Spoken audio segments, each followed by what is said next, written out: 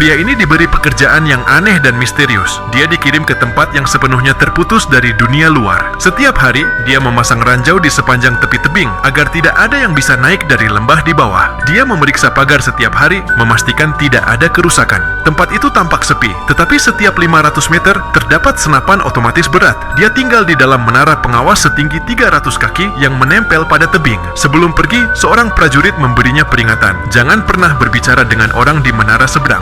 Ketika ia bertanya apa yang hidup di bawah lembah, prajurit itu tidak menjawab. Sebaliknya, ia menekan detonator dan melemparkan ke dalam lembah. Beberapa detik kemudian, ledakan menggema diikuti oleh jeritan yang mengerikan. Prajurit itu hanya mengatakan satu hal, mereka disebut Hollow Man. Lalu dia pergi, meninggalkan pekerjaan itu padanya. Pria itu harus berada di sana selama setahun penuh, tidak ada kontak, tidak ada percakapan. Ia hanya dijanjikan kebebasan setelah pekerjaannya selesai. Sebagian besar hari dihabiskan untuk memeriksa pagar dan memastikan tebing tetap aman. Namun suatu sore, ia melihat sesuatu yang aneh. Seorang wanita sedang memotong kayu di dekat menara seberang. Wanita itu sadar ada yang mengawasi dan berbalik melihat ke arahnya. Pada saat itu, ia teringat ucapan prajurit sebelumnya, jangan pernah berbicara dengan mereka. Malam itu saat badai, dia melihatnya duduk di dekat jendela. Wanita itu juga melihatnya, lalu memadamkan lilin. 3 bulan berlalu, tiba-tiba sebuah tembakan terdengar. Wanita itu menembakkan pistolnya, lalu mengangkat papan, bertanya namanya. Pria itu mengambil sepotong kayu dan menulis jawaban, bahwa mereka dilarang berkomunikasi. Wanita itu tersenyum, lalu mengangkat papan lain. Namanya Drasa, dan hari itu hari ulang tahunnya. Pria itu mengangkat gelas dan bersulang untuknya. Untuk pertama kalinya, ia tidak merasa sendirian. Kemudian keduanya mulai berkomunikasi melalui isyarat. Namun tiba-tiba wanita itu menunjuk ke bawah dan terlihat bayangan gelap merayap dari lembah. Untuk pertama kalinya dia melihat makhluk-makhluk itu dengan matanya sendiri. Dia segera meledakkan ranjau.